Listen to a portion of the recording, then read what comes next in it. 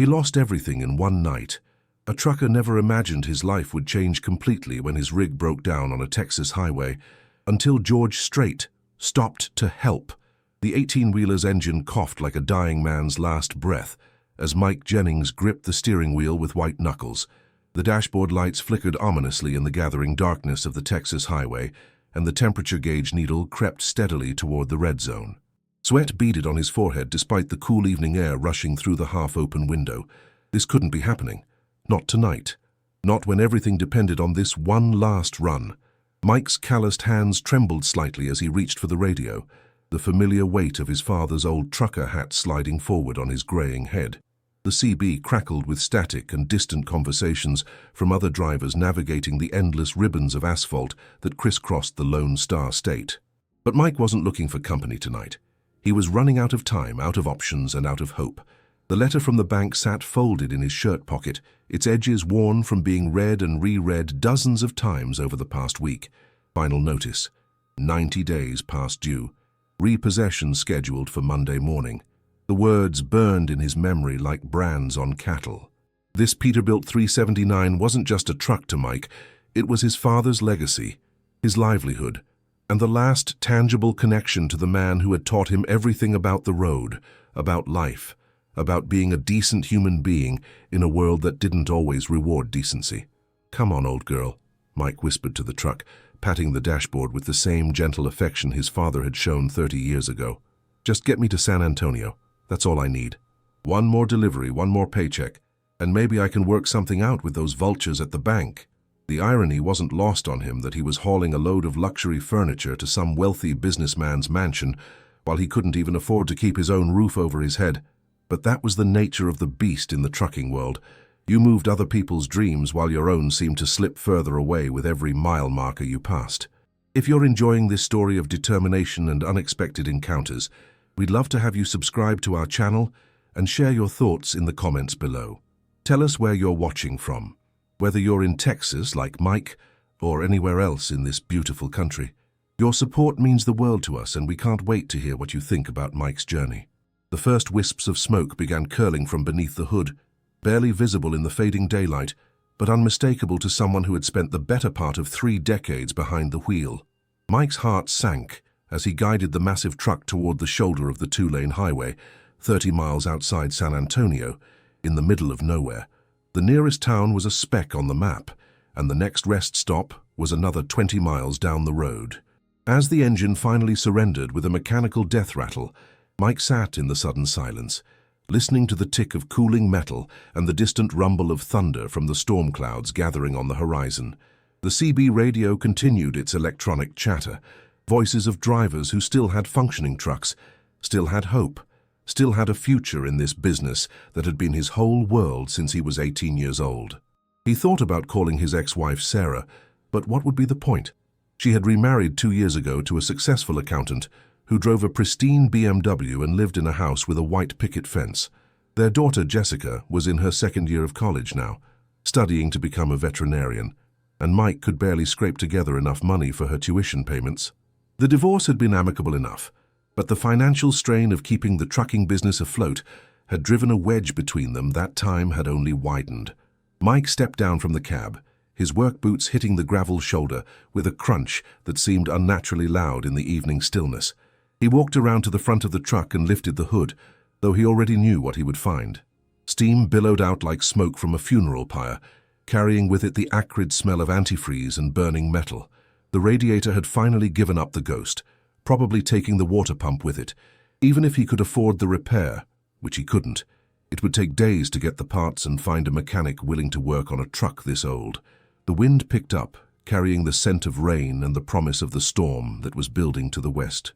Lightning flickered in the distance, illuminating the massive thunderheads that towered like mountains against the darkening sky.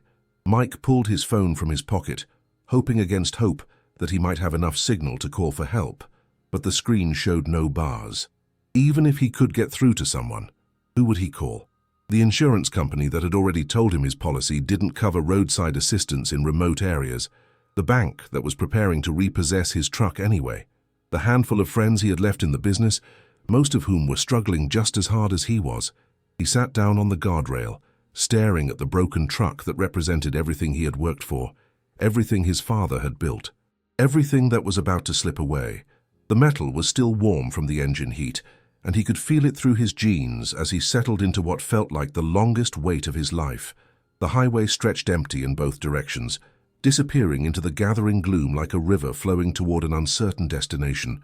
Mike's mind wandered back to the day his father had first taken him out on the road. He was 12 years old, sitting in the passenger seat of this very same truck, watching the world roll by through the windshield, while his dad explained the finer points of shifting gears and reading the road. "It's not just about getting from point A to point B, son," his father had said in that gravelly voice, worn smooth by years of diesel fumes and highway wind. "It's about being part of something bigger than yourself. Every load you carry, every mile you drive, you're helping keep this country moving. There's honor in that if you do it right." The old man had been gone for 5 years now, taken by a heart attack in a truck stop parking lot outside Amarillo. Mike had found him slumped over the steering wheel of this same Peterbilt, looking for all the world like he was just taking a nap between runs. The doctors said it was quick, that he probably didn't suffer, but Mike wondered if his father had felt the weight of unfulfilled dreams in those final moments, the burden of a life spent chasing an ever-receding horizon. Now, as the first fat raindrops began to spatter on the asphalt around him, Mike felt that same weight settling on his own shoulders. He was 48 years old, divorced, nearly broke, and sitting beside a broken truck on a deserted highway with a storm bearing down on him. The load of furniture in his trailer was worth more than he would make in 6 months, but it might as well have been a cargo of gold for all the good it did him now. The client in San Antonio was expecting delivery first thing Monday morning, and Mike's reputation, one of the few things he had left, would be shot if he didn't make the deadline. The thunder grew closer, and the wind began to whip through the sparse grass along the roadside. Mike pulled his jacket tighter around his shoulders and resigned himself to spending the night in the cab, hoping the storm would pass, and that maybe, just maybe, another trucker would come along in the morning who could give him a ride to the nearest town. But as the minutes stretched into an hour, and the hour threatened to become 2, the highway remained stubbornly empty. It was then, just as the rain began to fall in earnest, and Mike was preparing to climb back into the cab to wait out the storm, that he saw the headlights approaching from the south. A single vehicle, moving at a steady pace, its lights cutting through the gathering darkness, like a beacon of hope. Mike stood up from the guardrail and waved his arms, praying that whoever was behind the wheel would have enough compassion to stop for a stranded traveler. The vehicle slowed as it approached, and Mike could see that it was a pickup truck, probably a Ford or Chevy, nothing fancy but well-maintained.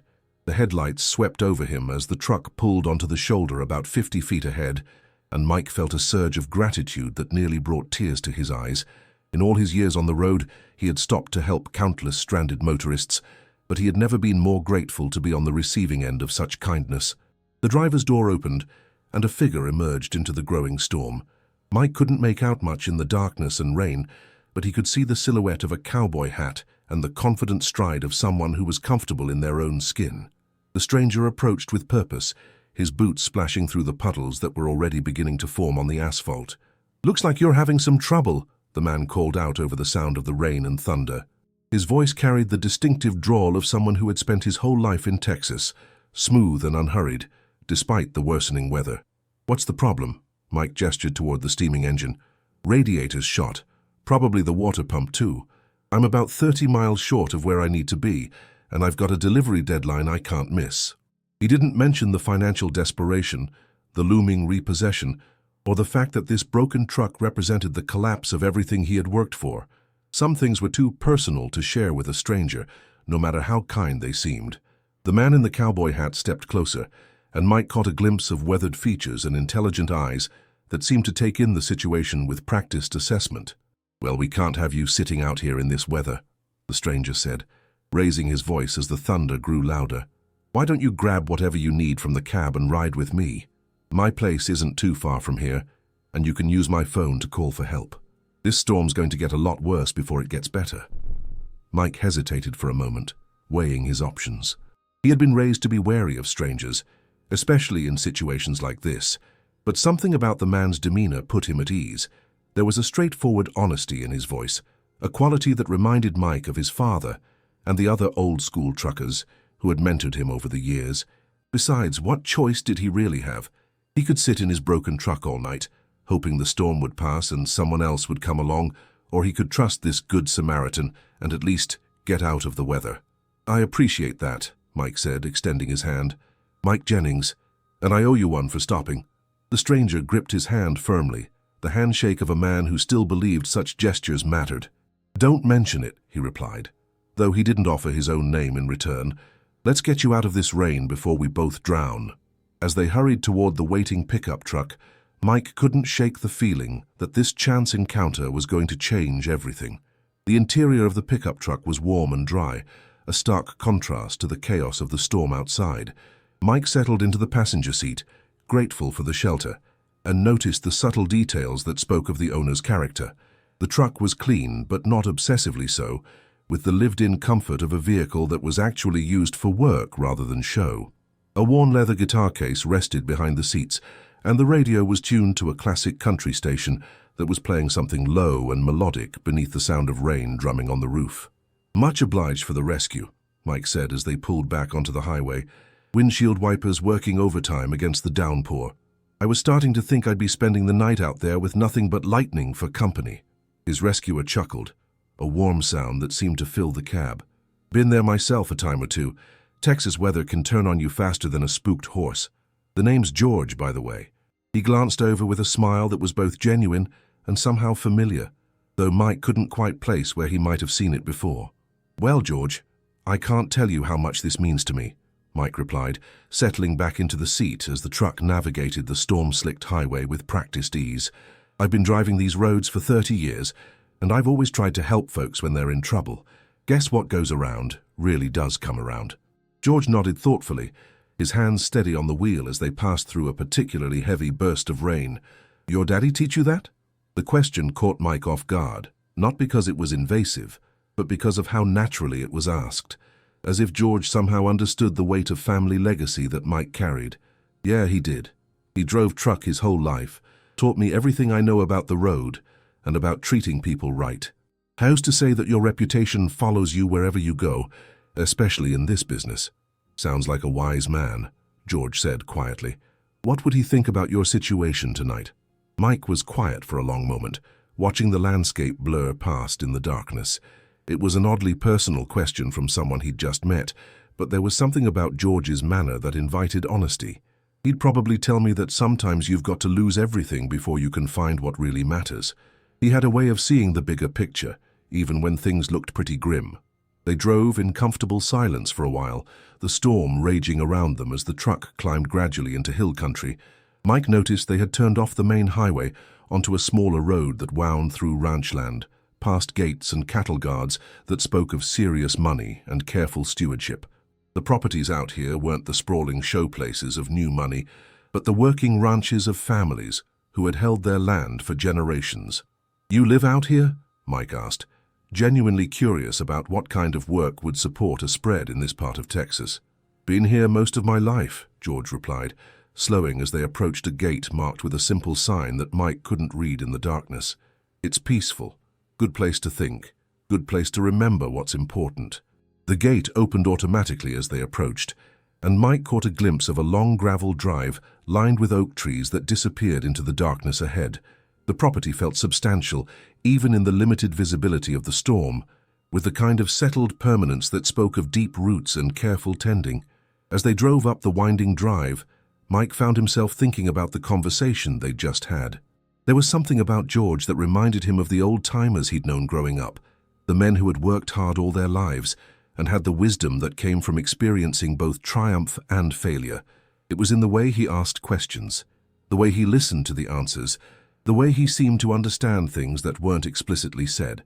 The house that emerged from the darkness was impressive, without being ostentatious, a sprawling ranch-style structure that seemed to grow naturally from the landscape around it. Warm light spilled from the windows, creating a welcoming glow that promised shelter and comfort from the storm that continued to rage overhead. "This is quite a place," Mike said as they pulled up to the front entrance. "You must do pretty well for yourself." George parked the truck and turned off the engine, the sudden quiet making the rain on the roof sound even louder. "I've been blessed," he said simply. "Come on, let's get you inside and dried off. We can figure out what to do about your truck once this weather clears." They made a run for the front door, splashing through puddles that reflected the house lights like scattered coins.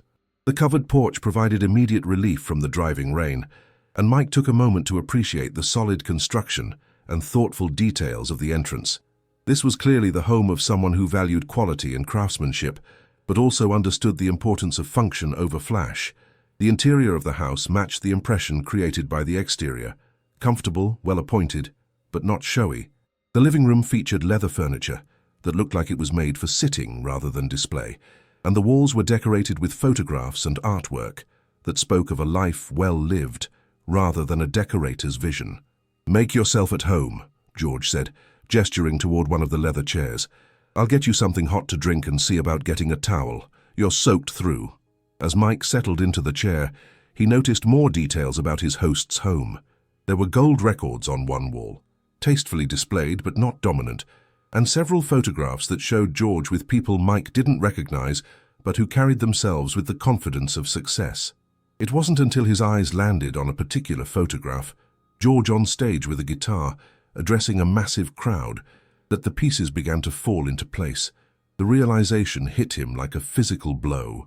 The familiar face, the voice he'd been trying to place, the comfortable confidence, and the ranch in the hill country outside San Antonio.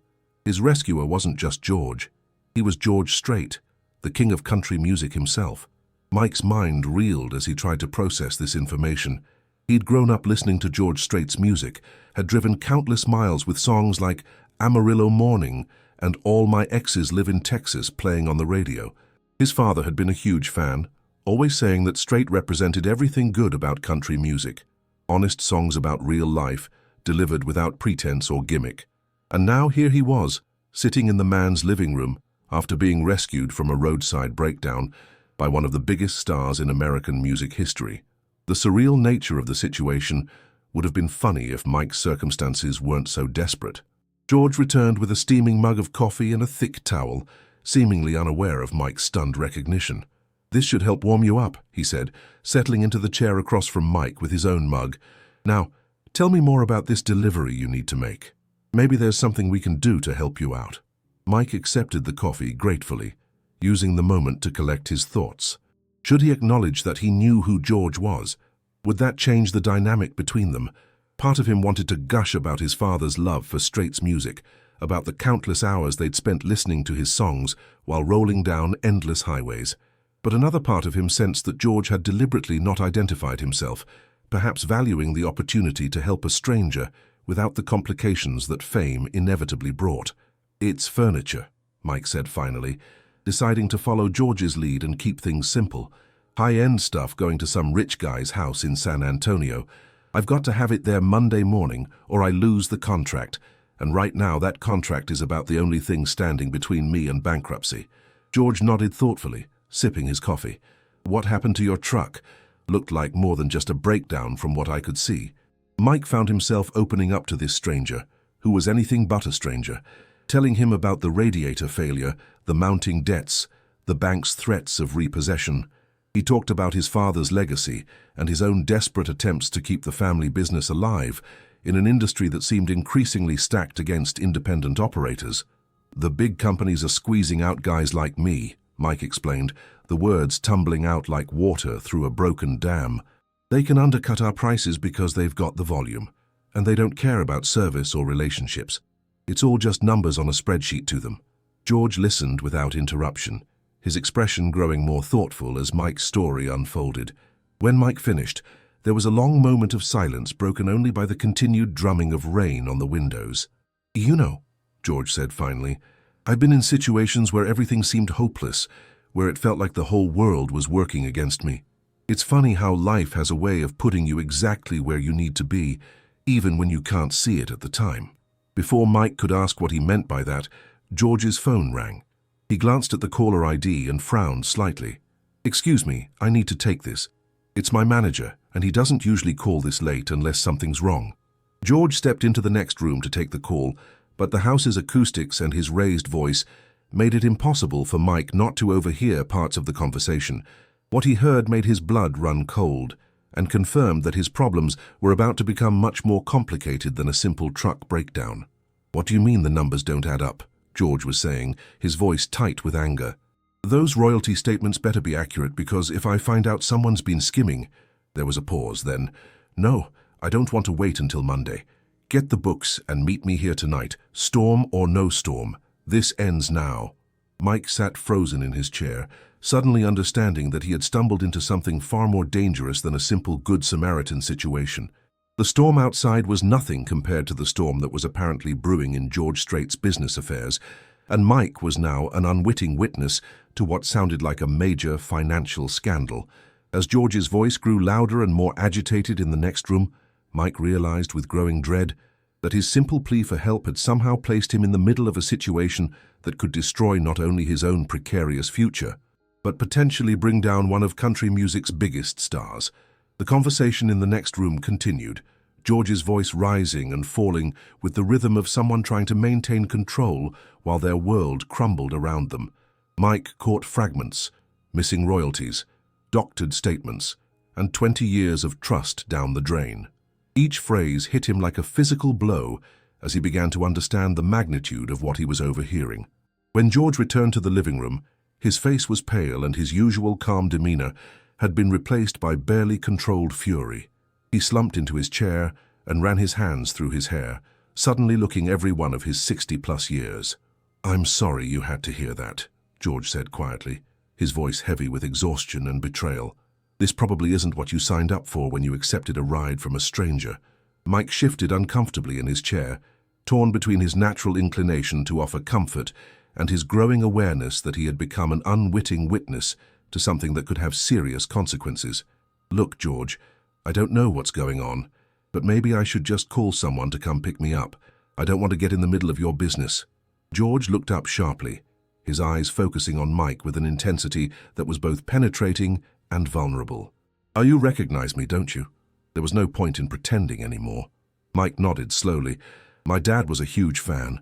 Used to play your music constantly when we were on the road together. Said you were one of the last real ones, someone who hadn't forgotten where he came from." A bitter smile crossed George's face. "Your daddy sounds like he was a good judge of character.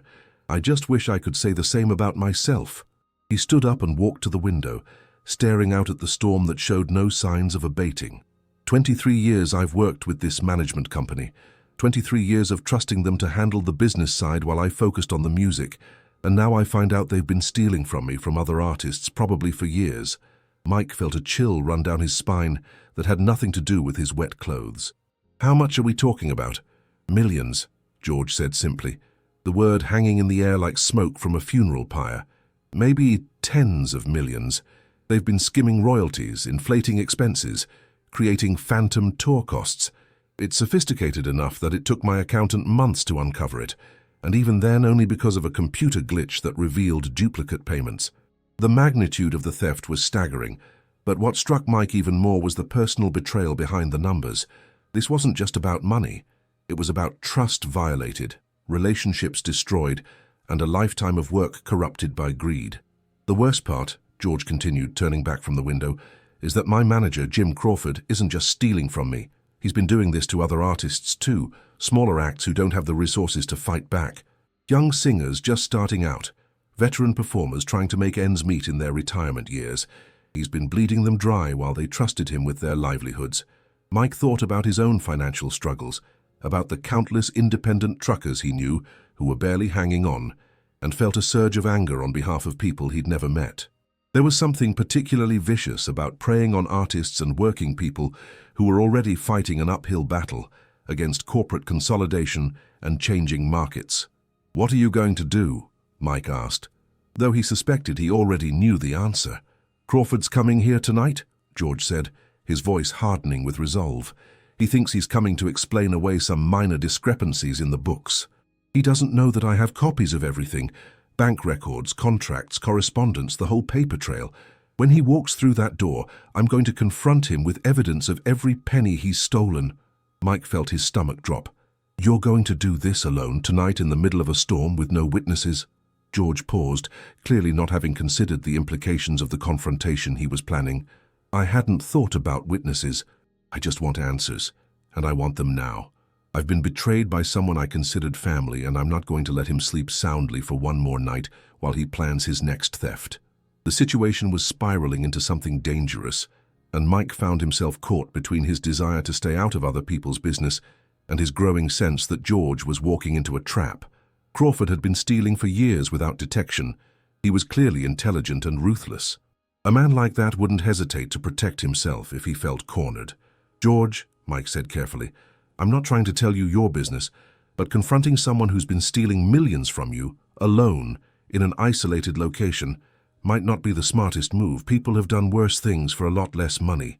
George looked at him with surprise, as if the possibility of physical danger hadn't occurred to him. "Jim's been like a brother to me for over 2 decades. We've been through divorces, deaths in the family, career highs and lows. I can't believe he would—" "You couldn't believe he would steal from you either," Mike pointed out gently. "But here we are." The truth of that statement hit George like a physical blow. He sank back into his chair, the fight going out of him as he fully grasped the implications of what he was about to do. "You're right," he said quietly.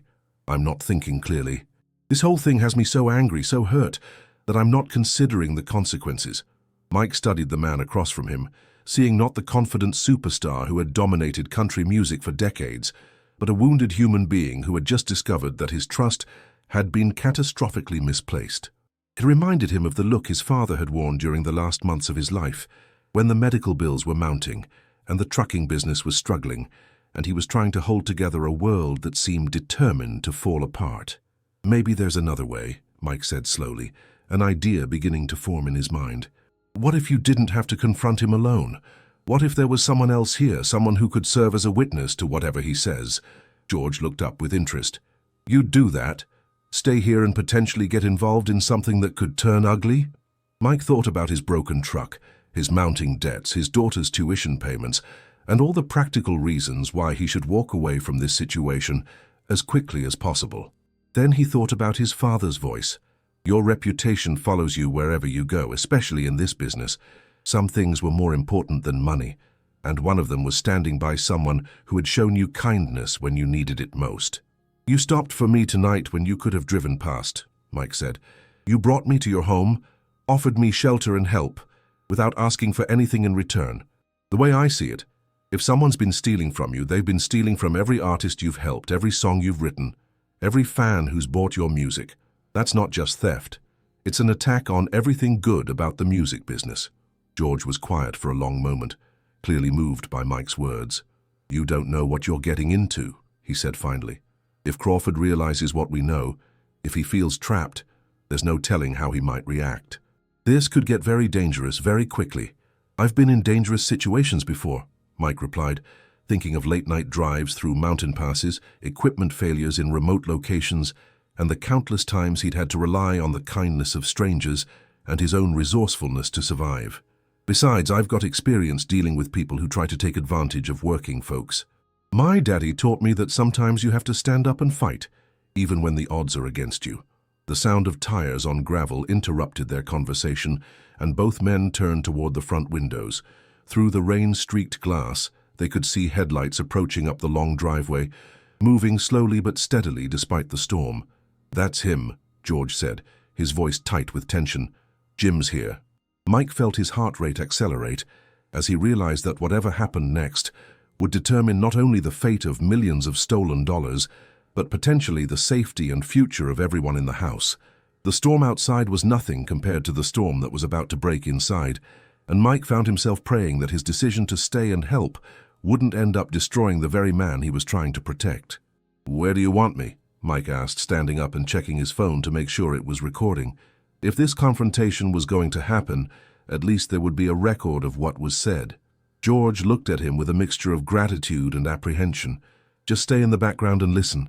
If things go sideways, if Crawford tries to deny everything or gets aggressive, you're my witness. You're the proof that whatever happens here tonight, it really happened." The headlights grew brighter as the car approached the house, and Mike could feel the weight of the moment settling around them like a heavy blanket.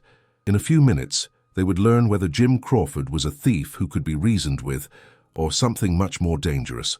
Either way, Mike knew that his life had just taken a turn toward a destination he never could have imagined when he'd started this day with nothing more complicated than a delivery deadline and a broken radiator. The car doors slammed outside, barely audible over the storm, and George walked toward the front door with the measured pace of a man walking toward his own execution. Mike followed at a distance, positioning himself where he could see and hear everything, but remain relatively inconspicuous. As George's hand reached for the door handle, Mike realized that they were about to find out whether the man who had built a career on honest songs about real life was about to face the most dishonest and unreal moment of his entire existence. The door opened to reveal a man in his mid-50s, impeccably dressed despite the storm, carrying a leather briefcase that probably cost more than Mike made in a month. Jim Crawford stepped into the foyer, shaking rain from his expensive coat while flashing the practiced smile of someone accustomed to managing both people and situations. "George, buddy, sorry about the late hour," Crawford said, his voice carrying the smooth confidence of a man who believed he was in complete control. "But when you said it was urgent, I figured I better get out here despite this weather." "What's got you so worked up that it couldn't wait until Monday?" Mike observed from his position near the living room entrance. Noting the subtle details that told a story Crawford probably didn't realize he was revealing.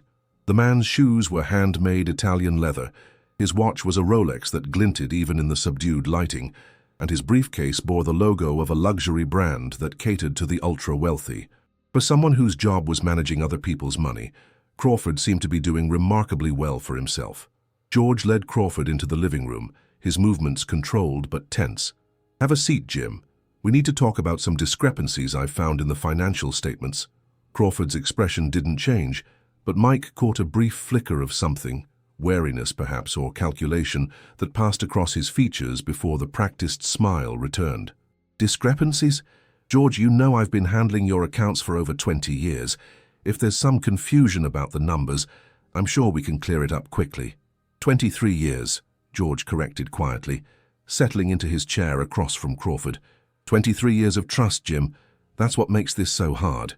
Mike positioned himself where he could see both men clearly while remaining in Crawford's peripheral vision.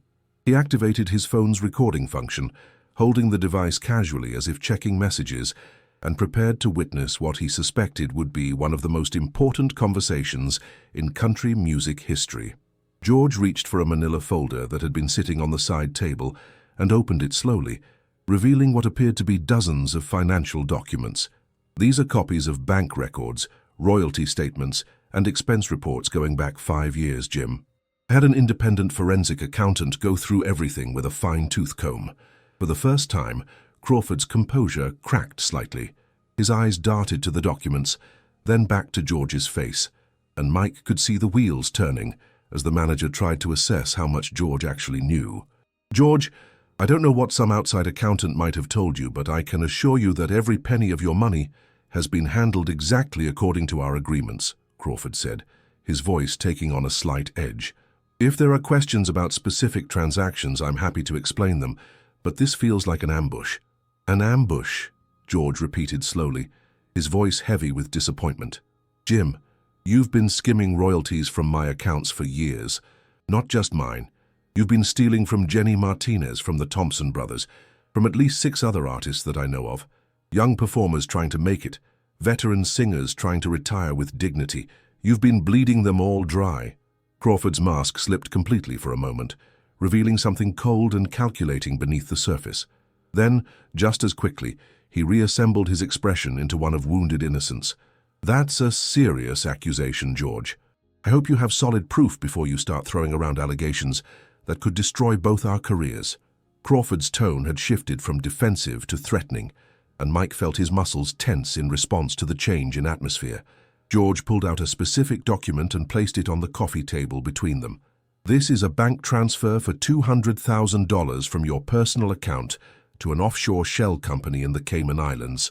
The transfer was made 3 days after my last royalty payment, and the amount matches exactly 20% of what I should have received from streaming revenues." Crawford glanced at the document, and Mike saw his jaw clench as he realized the depth of evidence arrayed against him. "You've been busy, haven't you, George? Breaking into confidential financial records, hiring investigators to spy on me. That doesn't sound like the action of someone who trusts his business partner." "Trust?" George's voice rose for the first time, years of suppressed anger finally breaking through. You want to talk about trust? I trusted you with my life's work, Jim. I trusted you to be honest with the artists who put their faith in you. I trusted you to be the man I thought you were. Crawford stood up abruptly, his briefcase clutched in his hand like a weapon. This conversation is over, George. If you want to pursue these fantasies in court, have your lawyers call mine. But I'm not going to sit here and listen to paranoid accusations from someone who's clearly lost perspective. Sit down, Jim. George's voice had gone quiet, but there was steel beneath the surface that made even Mike's blood run cold. We're not finished. Crawford paused halfway to the door, something in George's tone making him reconsider his exit strategy. Mike could see the manager's mind working, weighing his options, trying to determine how much trouble he was really in. You want to know the worst part of all this? George continued, his voice steady despite the emotion Mike could see building behind his eyes. It's not the money, Jim. It's knowing that while you were stealing from me, you were also destroying the dreams of artists who had even less than I did. Jenny Martinez was a single mother, trying to support her kids with her music career.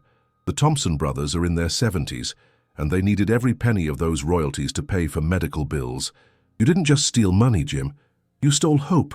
Crawford's face flushed red, and for a moment Mike thought the man might actually show some remorse. Instead, his expression hardened into something ugly and dangerous. You think you're so noble, George? So pure? Crawford spat, his carefully maintained facade finally crumbling completely. You have no idea how this business really works. Those artists you're crying about? They're lucky to have careers at all. Without me, without the connections and deals I've made, they'd be playing county fairs for pocket change. So that gave you the right to steal from them? George asked, standing up to face Crawford directly. I didn't steal anything, Crawford snarled. I took what I earned. Do you think your precious music career just happened by magic?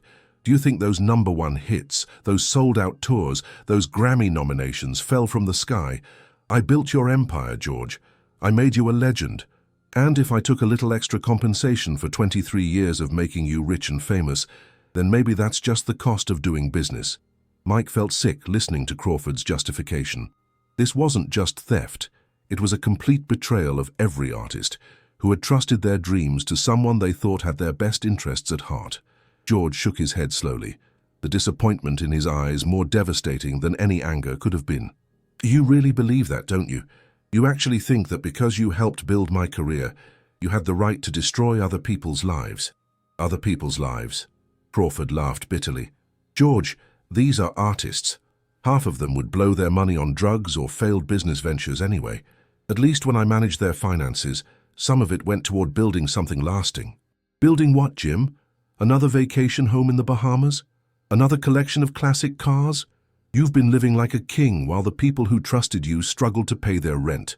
Crawford's eyes narrowed dangerously, and Mike could see that they had reached the point where the manager felt he had nothing left to lose. You know what your problem is, George? You never understood that this is a business, not a charity. Music is a product. Artists are commodities, and sentiment doesn't pay the bills. I've been protecting you from that reality for over 2 decades, and this is the thanks I get. Protecting me? George's voice was incredulous. By stealing millions of dollars? By betraying every principle we ever claimed to stand for? Crawford set down his briefcase and took a step closer to George, his posture shifting into something more aggressive. Those principles don't mean anything in the real world, and you're about to find that out the hard way. You think you can destroy me without destroying yourself? You think the music industry is going to welcome back a troublemaker who accuses his own management of theft? Mike realized with growing alarm that Crawford was no longer acting like someone who planned to walk away from this confrontation. The man's body language had shifted into something predatory, and Mike began to understand that George had been right to worry about the danger of facing Crawford alone. I've got lawyers, George. I've got contacts throughout the industry. I've got dirt on executives and producers that would make your head spin, Crawford continued, his voice rising. If you try to destroy me, I'll make sure you never work in Nashville again. I'll make sure every artist who ever trusted you knows that you're a paranoid has been who turns on the people who made him successful. George stood his ground, but Mike could see the exhaustion and hurt that was beginning to overwhelm his anger. This wasn't just about money anymore. It was about the complete destruction of a relationship that had defined both men's professional lives for over 2 decades. It doesn't have to be like this, Jim, George said quietly. We can work something out. You can return the money, make restitution to the artist you've stolen from, and maybe we can find a way to move forward." Crawford's laugh was harsh and without humor. "Move forward? George, you really don't understand what you've started, do you? This isn't some simple business dispute that we can resolve with a handshake and a promise. You've opened a door that can't be closed." The tension in the room had reached a breaking point, and Mike found himself gripping his phone tighter, ready to call for help if the situation deteriorated further. He had seen enough confrontations in truck stops and loading docks to recognize when words were about to give way to violence, and every instinct he had was screaming that they were approaching that threshold. Crawford reached for his briefcase again, but this time his movements were deliberate and purposeful, in a way that made Mike's blood run cold. Whatever was in that case, Mike suspected it wasn't just financial documents, and he realized that George's decision to confront his manager alone might have been more dangerous than either of them had imagined. "Jim, what are you doing?" George asked, taking a step back as he noticed the change in Crawford's demeanor. Crawford's hand paused on the briefcase latch, and for a moment the room was filled with nothing but the sound of rain beating against the windows and the distant rumble of thunder. Then, slowly, deliberately, he opened the case and reached inside. Mike's heart hammered against his ribs as he prepared to intervene, but what Crawford pulled out wasn't a weapon. It was a thick folder marked with the logo of a major Nashville law firm. The relief Mike felt was short-lived, however, as Crawford's smile returned, colder and more calculating than before. "You want to play hardball, George? Let's play hardball," Crawford said, opening the folder and pulling out a document that he slapped down on the coffee table. "This is a lawsuit I've been preparing for months, just in case you ever got too curious about the business side of things. Breach of contract, defamation, intentional interference with business relationships, enough legal trouble to tie you up in court for the next 5 years." George picked up the document, his face paling as he read. "You're suing me for investigating my own finances?" "I'm suing you for violating the confidentiality clauses in our management agreement," Crawford replied smoothly. "Every bank record you copied, every document you shared with that forensic accountant, every conversation you've had about our business relationship, all of it violates the non-disclosure provisions that you signed 23 years ago." Mike watched the exchange with growing anger. Crawford had been stealing for years, and now he was trying to use the legal system to prevent his victims from exposing his crimes. It was exactly the kind of manipulation that Mike had seen destroy working people throughout his career, the powerful using their resources and connections to silence those who dared to challenge them. "But that's not the best part," Crawford continued, pulling out another document. "This is a letter I've prepared for Rolling Stone Country Weekly and every major music publication in the country. It details your recent erratic behavior, your paranoid accusations against longtime business partners, and your apparent descent into the kind of conspiracy thinking that has destroyed so many aging celebrities." George's hands shook as he read the letter, and Mike could see the devastating effectiveness of Crawford's strategy. Even if George could eventually prove the theft in court, Crawford was planning to destroy his reputation and credibility first, making it impossible for anyone to take his accusations seriously. "You've thought of everything, haven't you?" George said quietly, sinking back into his chair as the full scope of Crawford's preparation became clear. 23 years, George. I have had 23 years to prepare for the possibility that you might eventually grow a conscience," Crawford said, his voice dripping with satisfaction. "Did you really think I would steal millions of dollars without having an exit strategy?" It was then that Mike realized something Crawford didn't know, something that could change everything. In his position near the living room entrance, Mike had been quietly recording the entire conversation on his phone. Every word, every admission, every threat, it was all captured in digital form, including Crawford's explicit confession to stealing millions from multiple artists. But more importantly, Mike had noticed something else. Among the photographs on George's walls, he had seen one that showed a much younger George Strait, with an older man in trucking company coveralls. The man was standing next to a Peterbilt truck that Mike now realized was identical to his own. Same model year, same color scheme, even the same custom chrome details that his father had been so proud of. During a brief lull in the conversation, while Crawford was reorganizing his documents, Mike cleared his throat softly. "Excuse me," he said, stepping forward for the first time since Crawford had arrived. I don't mean to interrupt, but I couldn't help noticing that photograph on the wall. Both men turned to look at him, Crawford with irritation and George with surprise. Mike pointed to the picture he had been studying. "That's my father's truck," he said simply. "And I think that's my father standing next to you, Mr. Straight." George's eyes widened as he followed Mike's gaze to the photograph. He stood up slowly and walked over to examine it more closely, his expression shifting from confusion to recognition to something approaching wonder. "Charlie Jennings," George whispered, his voice thick with emotion. "Your father was Charlie Jennings. You knew my dad?" Mike asked, his own voice barely above a whisper. "Knew him?" George's eyes were bright with tears. "Mike, your father saved my life." Crawford watched this exchange with growing irritation, clearly frustrated that his moment of triumph was being interrupted by what he obviously considered irrelevant sentiment. "George, what the hell are you talking about? We have business to finish here." George ignored Crawford completely, his attention focused entirely on Mike. It was 1997. I was driving back from a show in Austin, just me and my guitar, trying to clear my head after a terrible performance. My car broke down on a back road outside of San Marcos, and I was sitting there in the dark, wondering if my career was over before it really started. Mike felt his knees go weak as the pieces began to fall into place. His father had told him this story countless times, but he had never mentioned the name of the stranded motorist he had helped. "Your father stopped," George continued, his voice growing stronger. "He didn't know who I was, didn't care that I was just another failed musician. He just saw someone who needed help.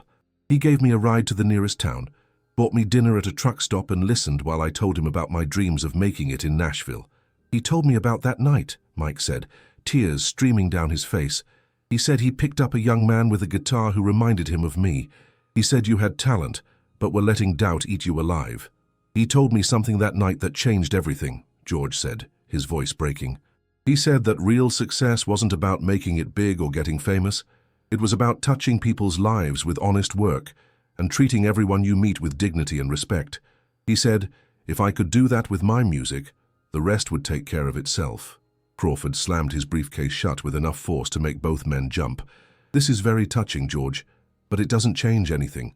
Your father's wisdom doesn't erase the legal problems you're about to face." "Actually," Mike said, turning to face Crawford with a calm that surprised even himself, "it changes everything." He held up his phone, the screen showing a recording that had been running for over an hour. "I've recorded this entire conversation, Mr. Crawford. Every word, including your confession to stealing millions of dollars from multiple artists." Crawford's face went white. "You can't use that. Recording someone without their consent is illegal in Texas." "Actually, it's not," Mike replied, his years of dealing with insurance companies and legal disputes finally paying off. "Texas is a one-party consent state. As long as one person in the conversation knows it's being recorded, it's perfectly legal. And since I've been standing here the whole time, I'm a party to this conversation." George looked at Mike with amazement and gratitude. "You recorded everything?" "Every word," Mike confirmed, "including his threats to destroy your reputation and his admission that he's been stealing from you and other artists for years." Crawford's carefully constructed facade finally crumbled completely.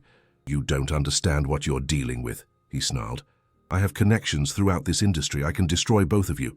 "No, Jim," George said, standing up with renewed strength. "You can't. Because now I have proof of everything you've done, and more importantly, I have something you never had. People who care about doing the right thing."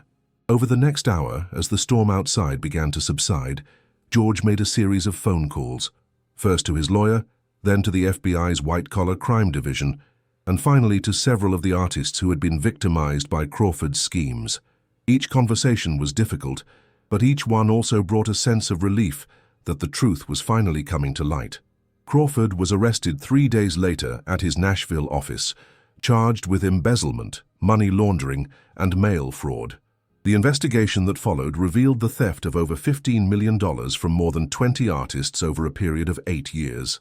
The recovery process would take months, but most of the stolen money was eventually returned to its rightful owners. But for Mike, the most important discovery was yet to come. As he and George went through the financial records together, they found something that Crawford had hidden in a subsidiary account: royalty payments for a song called "The Road Home," which had been one of George's biggest hits in the late 90s. "Your father didn't just inspire me that night," George explained as they sat in his living room 3 weeks later. He told me a story about driving through a thunderstorm with you when you were just a kid and how you fell asleep to the sound of the rain on the truck's roof. He said it was one of the most peaceful moments of his life, knowing that he was providing safety and comfort for his son while the storm raged outside. Mike remembered that night. He had been 8 years old, and they had been caught in a terrible storm somewhere in Oklahoma. His father had pulled into a rest stop and held him while the thunder crashed around them, telling him stories until he fell asleep. "I wrote The Road Home about that story," George continued, "about the love between a father and son, about finding peace in the middle of life's storms, about the simple dignity of honest work. It's made millions of dollars over the years, and your father never knew that his story had touched so many people. The royalties that should have gone to Mike's father, and by extension to Mike after his death, had been stolen by Crawford and hidden in overseas accounts. The recovered money was enough to pay off the truck, buy a small house, and ensure that Mike's daughter could finish college without debt. But George had an even bigger surprise in store. "I've been thinking about what your father said that night, about touching people's lives with honest work," he said. "I want to start a foundation to help independent truckers and working musicians who are struggling to make ends meet. People like you and your father. People who keep this country running but don't always get the recognition they deserve." "I'd be honored to help," Mike replied, thinking of all the drivers he knew who were fighting the same battles he had faced. "Actually," George said with a smile, "I was hoping you'd do more than help. I was hoping you'd run it. Your experience on the road, your knowledge of the trucking industry, your understanding of what working people go through, that's exactly what this foundation needs." 6 months later, Mike stood on the stage of the Grand Ole Opry as George introduced him to a crowd of thousands. The Charles Jennings Foundation had already helped over 200 truckers avoid bankruptcy and assisted dozens of struggling musicians with emergency financial aid. "This is Mike Jennings," George said into the microphone, his arm around Mike's shoulders. "His father was a trucker who taught me that real success comes from treating people right and doing honest work. Tonight, Mike's carrying on that legacy by helping other working people achieve their dreams." As the crowd erupted in applause, Mike thought about his father and the chance encounter on a dark highway that had changed everything. Sometimes losing everything was just the beginning of finding what really mattered, and sometimes the storm that seemed like it would destroy you was actually clearing the way for something better than you ever could have imagined. The truck was paid off now, but Mike rarely drove it for freight anymore. Instead, he used it to travel the country, visiting truck stops and music venues, meeting people who needed help, and connecting them with resources that could change their lives. It was different work than what his father had done, but it was built on the same foundation of dignity, compassion, and the understanding that everyone deserves a chance to pursue their dreams. And every time he climbed into that cab, every time he heard the familiar rumble of the diesel engine, Mike could almost hear his father's voice riding along with the wind. "Your reputation follows you wherever you go, son. Make sure it's a good one."